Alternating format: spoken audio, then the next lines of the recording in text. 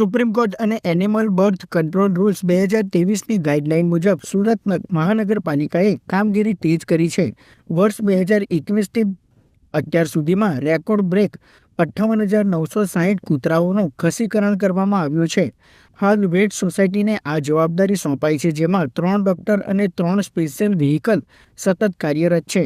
એટલું જ નહીં, કામગીરી પર પણ નજર રાખવા માટે ખાસ મોનિટરિંગ કમિટી દર મહિને ચેકિંગ કરે છે. સુરતમાં પહેલીવાર રખડતા શ્વાનની વસ્તી ગણતરીની કામગીરી અત્યારે પ્રગતિમાં છે. આ ઉપરાંત શહેરીજનોની સુરક્ષા માટે પાલિકા સંચાલિત 74 આરોગ્ય કેન્દ્રો અને સ્મીમેર તેમજ મસ્કતી હોસ્પિટલમાં હડકવા વિરોધી રસી તદ્દન મફત ઉપલબ્ધ કરાવવામાં આવી છે.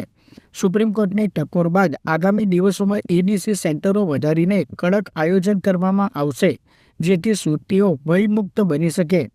સુરત મહાનગરપાલિકામાં આપણે એનિમલ વેલફેર બોર્ડ ઓફ ઇન્ડિયાની ગાઈડલાઇન પ્રમાણે એનિમલ બર્થ કંટ્રોલ પ્રોગ્રામ ચલાવવામાં આવે છે, જેમાં શ્વાનોનું ખસીકરણ તથા રસીકરણ બેસ્તાન ખાતે કરવામાં આવે છે. હાલમાં આપણી પાસે 3 ડોક્ટરોની વેટરનરી ડોક્ટરોની ટીમ છે અને 6 કેચિંગ ટીમો જુદા જુદા ઝોનમાં કેચિંગ કરવા માટે જાય છે.